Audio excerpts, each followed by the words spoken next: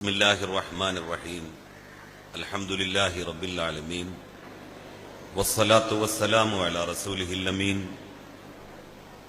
وعلى آله وأصحابه أجمعين أما بعد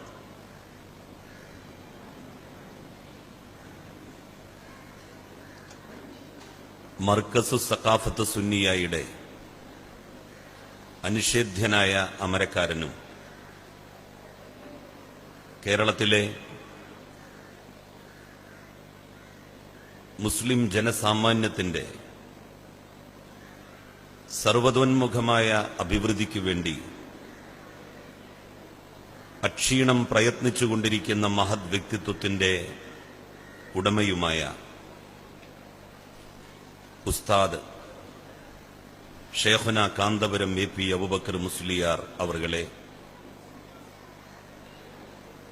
വേദിയിൽ സന്നിഹിതരായിരിക്കുന്ന മർക്കസ് സ്ഥാപനങ്ങളുടെ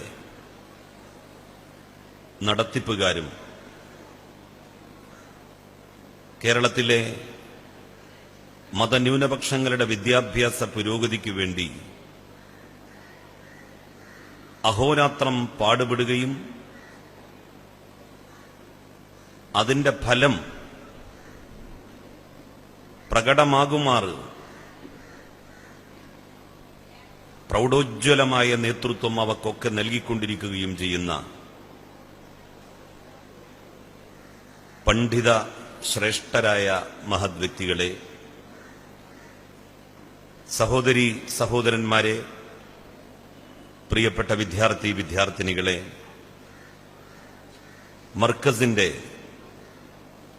അഭ്യുദയകാംക്ഷികളെ, ജഗന്നിയന്താവായ നാഥന്റെ അപാരമായ അനുഗ്രഹം നമ്മുടെ മേൽ സദാ വർഷിക്കുമാറാകട്ടെ എന്ന് ഞാൻ ആദ്യമേ പ്രാർത്ഥിക്കുകയാണ്.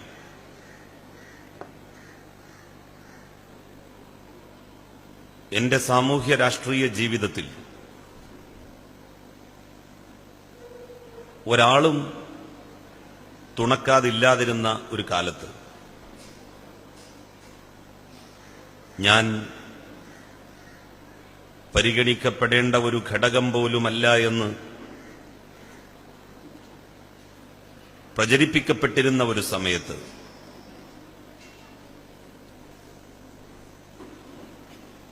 ഒരാൾ തന്റെ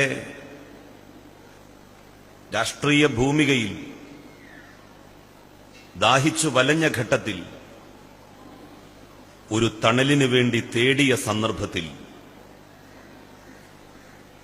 ഒരിറ്റു വെള്ളവുമായി, ഒരു തണൽ വൃക്ഷമായി എനിക്ക് മുന്നിൽ പ്രത്യക്ഷപ്പെട്ട ഷേഖുന എ പി അബൂബക്കർ മുസ്ലിയാർ അവർകളെ എനിക്കൊരിക്കലും മറക്കാൻ കഴിയില്ല. അവിടെ നിന്നായിരുന്നു തുടക്കം. പിന്നീട് ഏൽപ്പിച്ച ഉത്തരവാദിത്തം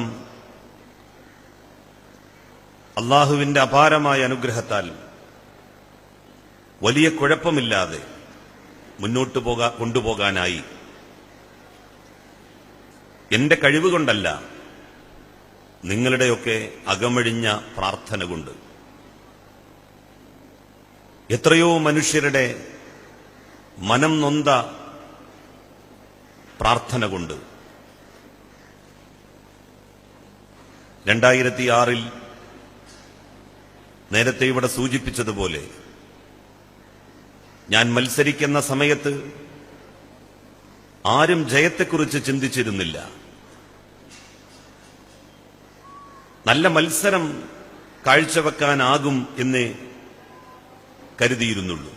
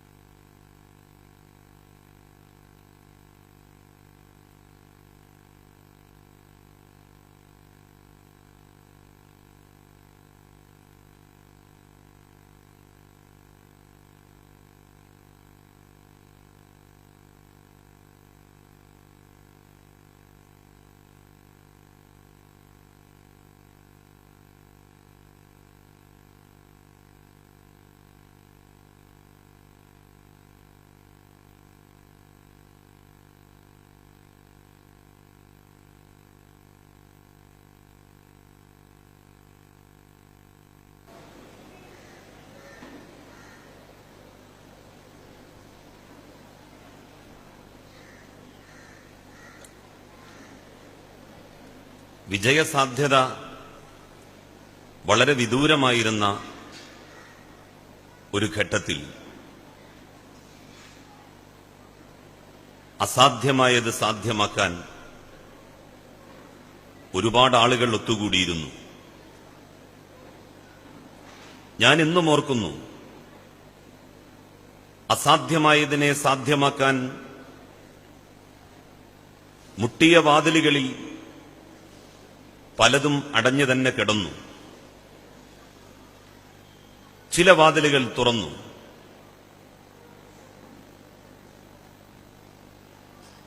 പ്രസരിക്കുന്ന മുഖവുമായി ഒരു പ്രകാശഗോപുരം കണക്കെ മർക്കസിന്റെ വാതിലുകൾ തുറന്നപ്പോൾ അന്നെനിക്ക് ഷെയ്ഖുന AP അബൂബക്കർ മുസ്ലിയാരുടെ നേതൃപാഠവും ഇത്യാദി കാര്യങ്ങളിൽ അദ്ദേഹത്തിനുള്ള അതീവ തൽപരതയും മനസ്സിലാക്കാനായി.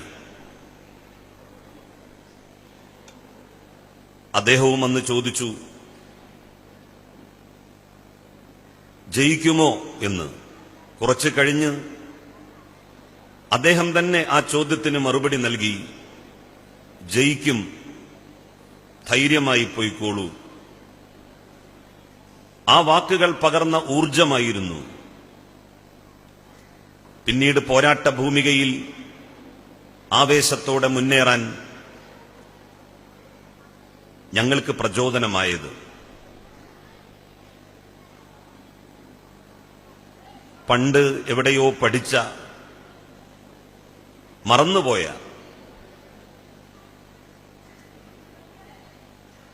ജബലുത്താരിഖ് താരിഖ് ബിൻ സിയാദ്, ആ വലിയ പോരാളിയുടെ വാക്കുകളായിരുന്നു ഇവിടെ നിന്ന് പോകുമ്പോൾ മനസ്സ് നിറയെ.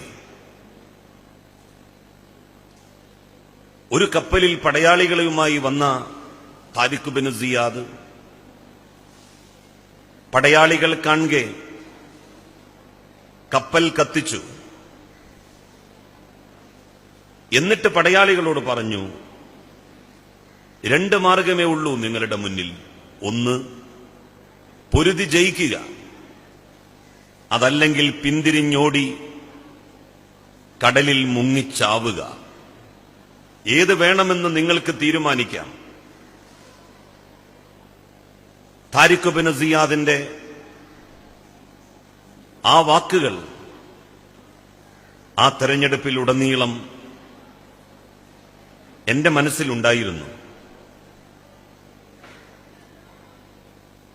നിങ്ങളുടെയൊക്കെ സജീവമായ പ്രവർത്തനവും പ്രാർത്ഥനയും കൊണ്ട് ആ തെരഞ്ഞെടുപ്പിൽ അക്കരെ പറ്റാൻ സാധിച്ചു. അതേ തുടർന്നുള്ള സജീവ രാഷ്ട്രീയ പ്രവർത്തനം പിന്നീട് ശക്തമായിട്ട് തന്നെ മുന്നോട്ട് കൊണ്ടുപോകാനായി. എല്ലാ സന്ദർഭങ്ങളിലും മർക്കസുമായി ആത്മബന്ധം നിലനിർത്തി. ഷെയ്ഖുന AP അബൂബക്കർ മുസ്ലിയാരുമായി അടുത്തിടപഴകി. ചെയ്യാൻ പറ്റുന്നതെല്ലാം ചെയ്യാൻ ശ്രമിച്ചു. എല്ലാമായി എന്നെനിക്ക് തന്നെ ഒരിക്കലും തോന്നിയിട്ടില്ല. പക്ഷേ ഞാൻ അതിനുവേണ്ടി യത്നിച്ചു എന്ന് നിങ്ങളെ ഏവരെയും സാക്ഷിയാക്കി നിസ്സംശയം ഒരു മനസാക്ഷിക്കുത്തുമില്ലാതെ എനിക്ക് പറയാൻ സാധിക്കും. കഴിഞ്ഞ തെരഞ്ഞെടുപ്പും ഒരു ജീവൽ മരണ പോരാട്ടത്തിന്റെ തെരഞ്ഞെടുപ്പായിരുന്നു. ന്യൂനപക്ഷ രാഷ്ട്രീയം എങ്ങനെയാണ് കൊടുങ്കാറ്റായത് എന്ന് 2006 കണ്ടു. 10 വർഷങ്ങൾക്ക് ശേഷം 2016 അതെങ്ങനെ കൊടുങ്കാറ്റായി എന്ന് നമ്മൾ മനസ്സിലാക്കി. ഒരു വലിയ ഉത്തരവാദിത്തം ഇടതുപക്ഷ ജനാധിപത്യ മുന്നണിയും CPIM-ഉം സഖാവ് പിണറായി വിജയനും എന്റെ ചുമലിൽ ഏൽപ്പിച്ചു. ആ ഉത്തരവാദിത്തം സത്യസന്ധമായി, നീതിയുക്തമായി, അഴിമതിരഹിതമായി നിർവഹിക്കുവാൻ എനിക്ക് ശേഷിയും മനസ്സാന്നിധ്യവും ഉണ്ടാവേണമേ എന്ന് നിങ്ങൾ ഓരോരുത്തരും പ്രാർത്ഥിക്കണം. നിങ്ങളോട് അതുമാത്രമേ എനിക്ക് അഭ്യർത്ഥിക്കാനും ആവശ്യപ്പെടാനുമുള്ളൂ. പ്രാർത്ഥനയ്ക്ക് വലിയ ഉത്തരം കിട്ടും എന്ന് എനിക്കുറപ്പുണ്ട്. 2006 തെരഞ്ഞെടുപ്പിൽ തെരഞ്ഞെടുപ്പ് നടക്കുന്ന അന്ന് ഞാനൊരു 2 മണിയായി കാണും തലേ ദിവസം വീട്ടിലെത്തി കിടന്നിട്ട്. 4 മണിക്ക് വീടിന്റെ വാതിലിൽ ആരോ മുട്ടുന്നത് കേട്ടു. ഞാൻ ഉറക്കച്ചടവ് മാറാതെ കതകുകൾ തുറന്നു നോക്കിയപ്പോ അപരിചിതരായ ഒരു സംഘം ആളുകൾ, തൂവെള്ള വസ്ത്രം ധരിച്ച, തലപ്പാവണിഞ്ഞ ചെറുപ്പക്കാരുടെ ഒരു സംഘം. ഒരാളെ മാത്രമേ എനിക്കതിൽ മുഖപരിചയം ഉണ്ടായിരുന്നുള്ളൂ. ഷെയ്ഖുന AP അബൂബക്കർ മുസ്ലിയാരുടെ അനുയായികളാണ് അവർ എന്ന് എനിക്കവരെ കണ്ടപ്പോൾ തന്നെ ബോധ്യമായി. അവർ വീട്ടിലെ കൊലായയിലിരുന്ന് പ്രാർത്ഥിച്ചു. സുബഹി ബാങ്ക് കൊടുത്തപ്പോ ഒരു കട്ടൻ ചായ മാത്രം അവർ ചോദിച്ചു. ഭാര്യയെ വിളിച്ചുണർത്തി അവർക്ക് കട്ടൻ ചായ ഉണ്ടാക്കി കൊടുത്തു. അവർ എല്ലാം ശുഭകരമായി അവസാനിക്കും എന്ന് പറഞ്ഞ് യാത്രയായി. പലപ്പോഴും എന്നെ അത്ഭുതപ്പെടുത്തിയിട്ടുണ്ട് പ്രാർത്ഥനയുടെ ശക്തി. എല്ലാവരുടെയും നിസ്സീമമായ പ്രവർത്തനവും ആത്മാർത്ഥമായ പ്രാർത്ഥനയും ഒത്തുചേർന്നപ്പോൾ ഒരിക്കലും കഴിയില്ല എന്ന് കരുതിയിരുന്നത് സാധ്യമാക്കി. നമുക്ക് പിന്നിലെന്ത് സംഭവിച്ചു എന്നുള്ളതിനെ സംബന്ധിച്ച് അധികം ആലോചിച്ച് നിൽക്കാൻ സമയമില്ല. ഓർത്തത് പിന്നിട്ട വഴികൾ ഓർമ്മിക്കണം എന്നുള്ളതുകൊണ്ടാണ്. നമുക്ക് പിന്നിടാനുള്ള വഴി എത്രയോ ദൂരമുണ്ട്. നോക്കെത്താ ദൂരം ഇനിയും പിന്നിടാനുണ്ട് നമുക്ക്.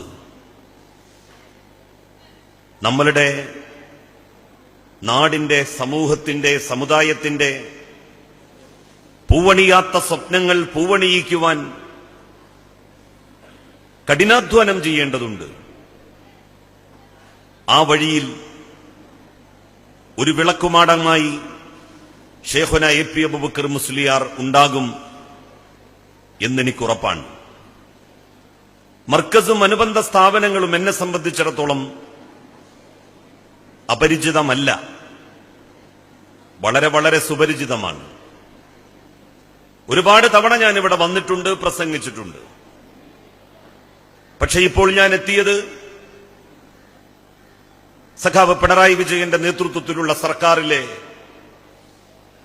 ഒരു പ്രതിനിധി എന്നുള്ള നിലയിലാണ്. ഷെയ്ഖുന AP അബൂബക്കർ മുസ്ലിയാർ ചില കാര്യങ്ങൾ സർക്കാരിന്റെ മുന്നിൽ വെച്ചിട്ടുണ്ട്. അത് അദ്ദേഹത്തിന്റെ വ്യക്തിപരമായിട്ടുള്ള കാര്യങ്ങളല്ല, സ്ഥാപനവുമായി ബന്ധപ്പെട്ട കാര്യങ്ങളും അല്ല. കേരളത്തിന്റെ മതനിരപേക്ഷത നിലനിർത്താൻ അനിവാര്യമായും സർക്കാർ ഇടപെടേണ്ട ചില കാര്യങ്ങളിലേക്ക് ഗവൺമെന്റിന്റെ ശ്രദ്ധയെ ക്ഷണിച്ചു. നമുക്കറിയാം, ആരാധനാലയങ്ങൾ ഉണ്ടാക്കുന്നതിന്, വിശിഷ്യ മുസ്ലിം പള്ളികൾ നിർമ്മിക്കുന്നതിന് പണ്ടുകാലത്ത് ബ്രിട്ടീഷുകാർ ഒരു നിരോധനം കൊണ്ടുവന്നിരുന്നു. മലബാറിൽ നടന്ന മാപ്പിള കലാപങ്ങൾ മുഴുവൻ പള്ളികൾ കേന്ദ്രീകരിച്ചാണ് എന്നുള്ള ബ്രിട്ടീഷ് സാഹിബ് എസ് എൽ സ്ട്രേഞ്ചിന്റെ നിഗമനത്തിന്റെ പശ്ചാത്തലത്തിൽ എങ്കിൽ ബ്രിട്ടീഷ് വിരുദ്ധ സമരത്തിന്റെ പ്രഭവ കേന്ദ്രങ്ങളായ പള്ളികൾ നിർമ്മിക്കാൻ യഥേഷ്ടം അനുവദിച്ചുകൂടാ. അങ്ങനെ ആരെങ്കിലും പള്ളികൾ നിർമ്മിക്കണമെന്ന് ആഗ്രഹിക്കുന്നു എങ്കിൽ സായിപ്പായിരുന്ന ബ്രിട്ടീഷ് കളക്ടറുടെ മുൻകൂട്ടിയുള്ള അനുവാദം വാങ്ങണം. അതുകൊണ്ട് പള്ളികൾ നിർമ്മിക്കാൻ ഒരുപാട് കാലം കഴിഞ്ഞില്ല. മലബാറിൽ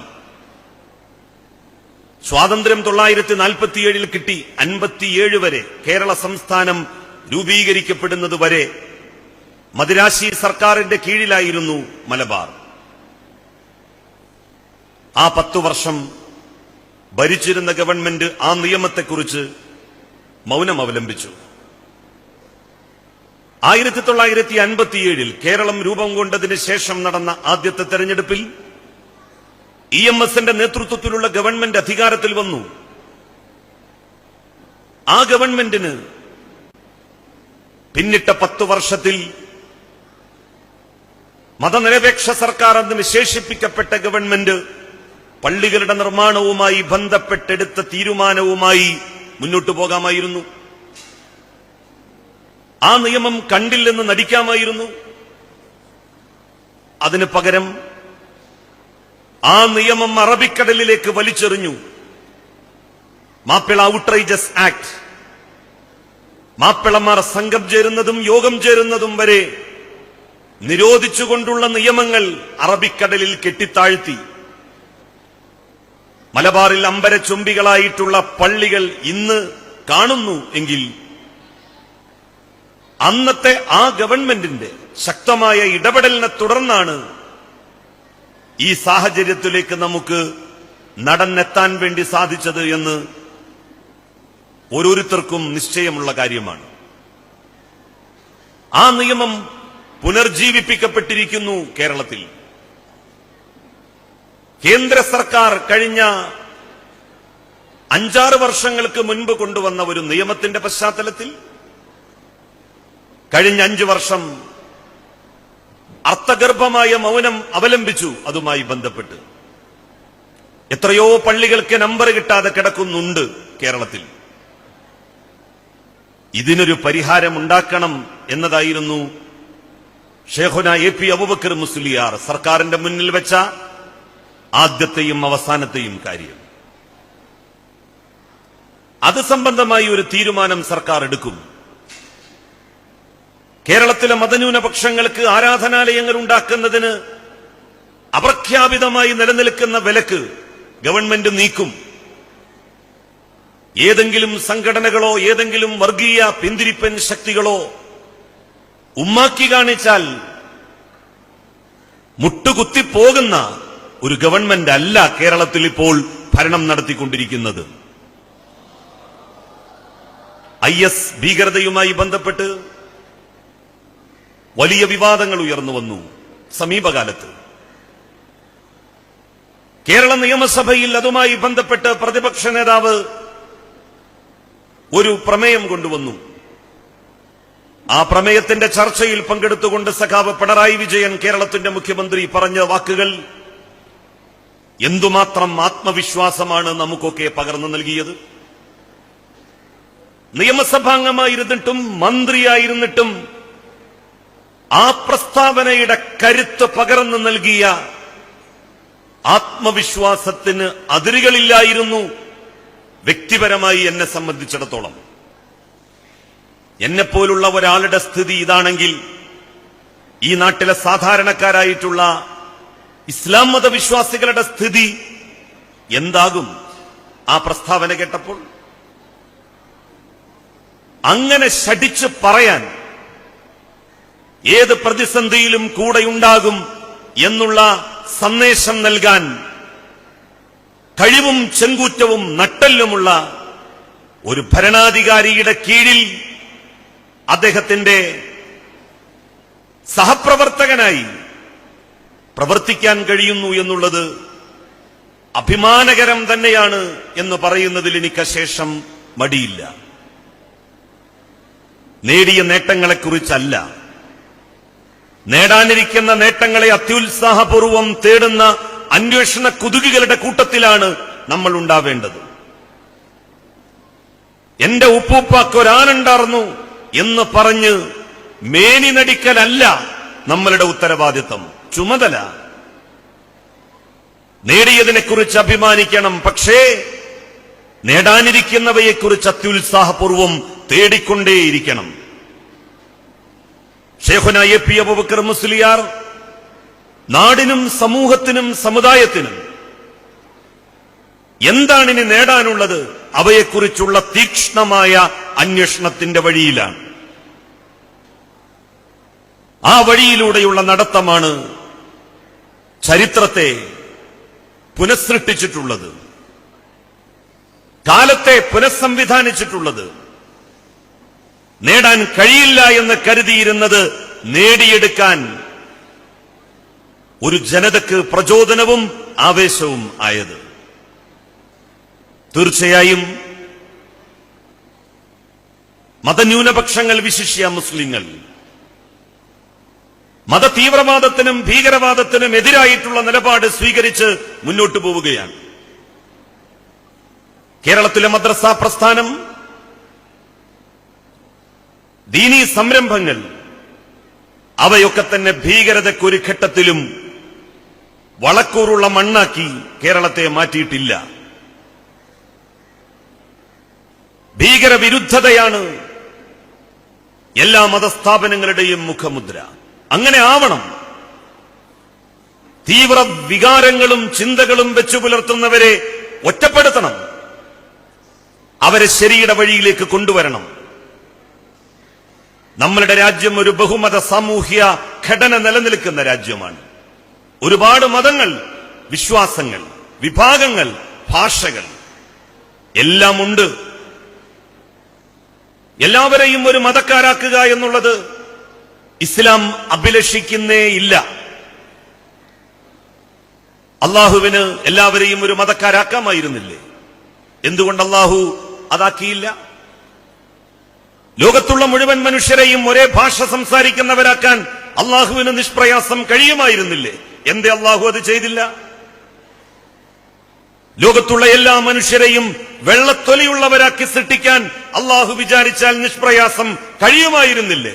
എന്തേ അള്ളാഹു അതിന് മുതിർന്നില്ല? ചെടികൾ സൃഷ്ടിച്ചപ്പോൾ തെങ്ങും കമുങ്ങും മാത്രം മതി എന്ന് അള്ളാഹു എന്തുകൊണ്ടാണ് വിചാരിക്കാതിരുന്നത്? ലക്ഷോപലക്ഷം വൃക്ഷലതാദികളെ എന്തിന് ഈ ഭൂമുഖത്ത് അള്ളാഹു സൃഷ്ടിച്ച് സംവിധാനിച്ചു? പക്ഷിമൃഗാദികളെ സൃഷ്ടിച്ചപ്പോൾ ഏതെങ്കിലും ഒരിനം പക്ഷിയെ, ഏതെങ്കിലും ഒരിനം മൃഗത്തെ സൃഷ്ടിച്ചുകൊണ്ട് അവയുടെ സൃഷ്ടിപ്പ് എനിക്കറിയാമെന്ന് ലോകത്തെ ബോധ്യപ്പെടുത്തി അള്ളാഹുവിന് പിന്തിരിയാമായിരുന്നില്ലേ? എന്തേ അള്ളാഹു അങ്ങനെ പിന്തിരിഞ്ഞില്ല? ലോകത്ത് മുഴുവൻ ഒരേ അന്തരീക്ഷം മതി. ഒരു സ്ഥലത്ത് ചൂട്, വേറൊരു സ്ഥലത്ത് തണുപ്പ്, വേറൊരു സ്ഥലത്ത് ചെന്നാൽ മഴ, നാലാമതൊരു സ്ഥലത്ത് ചെന്നാൽ മഴയും വെയിലും ഇടകലർന്നുണ്ടാകുന്ന സ്ഥിതി. ഇതൊക്കെ എന്തിനല്ലാഹു സൃഷ്ടിച്ചു? വൈവിധ്യങ്ങളെ ഏറ്റവും കൂടുതൽ ഇഷ്ടപ്പെടുന്നത് ആര് എന്ന ചോദ്യത്തിന്റെ ഉത്തരം അല്ലാഹുവാണ്, പടച്ച തമ്പുരാനാണ്, ലോകരക്ഷിതാവാണ് വൈവിധ്യങ്ങളെ ഏറ്റവും കൂടുതൽ ഇഷ്ടപ്പെടുന്നത് എന്നാണ്. ആ വൈവിധ്യങ്ങളെ ഒന്നാക്കുവാനുള്ള നീക്കം അത് അല്ലാഹുവിന്റെ താൽപര്യത്തിനെതിരാണ്. എല്ലാവരെയും നമ്മളുടെ മതത്തിലേക്ക് കൊണ്ടുവരിക എന്നുള്ളത് നമ്മളുടെ ചുമതലയേ അല്ല, അത് നമ്മളുടെ ബാധ്യതയും അല്ല.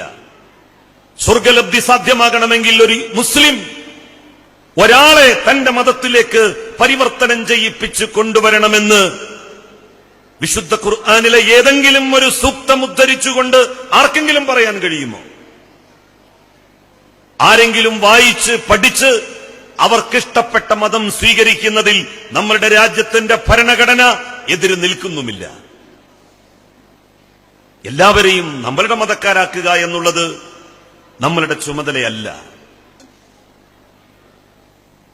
അള്ളാഹുവിന്റെ പ്രവാചകനോട് അള്ളാഹു തന്നെ പറയുന്നുണ്ട്, നിന്റെ ഡ്യൂട്ടി പ്രൊപ്പഗേറ്റ് ചെയ്യുക എന്നുള്ളതാണ്. നിനക്ക് അവതീർണമായിട്ടുള്ള സന്ദേശം പ്രചരിപ്പിച്ചു കൊടുക്കുക. ആളുകൾ നിന്റെ മതത്തിലേക്ക് വരലും വരാതിരിക്കലും അതിനെ സംബന്ധിച്ച് ആശങ്ക പൂളലും നിനക്ക് ചേർന്നതോ നിന്റെ ഉത്തരവാദിത്വമോ അല്ല. ഇതാണ് ഇസ്ലാം. ആ ഇസ്ലാമിനെയാണ് സൂഫി വര്യന്മാർ ലോകത്ത് പരിചയപ്പെടുത്തിയത്. ആ സൂഫി വര്യന്മാരുടെ വഴിയാണ് ഷേഖുന എ പി അബൂബക്കർ മുസ്ലിയാരും അദ്ദേഹത്തിന്റെ സ്ഥാപനങ്ങളും ആ സ്ഥാപനങ്ങളിൽ പഠിക്കുന്ന കുട്ടികളും അനുവർത്തിച്ചുകൊണ്ടിരിക്കുന്നത്. അതായിരിക്കണം ഇന്ത്യയെപ്പോലെ ഒരു രാജ്യത്ത് പ്രചരിപ്പിക്കേണ്ടത് എന്ന എന്റെ വിനീതമായ അഭിപ്രായം ഞാൻ ഇവിടെ രേഖപ്പെടുത്തുകയാണ്.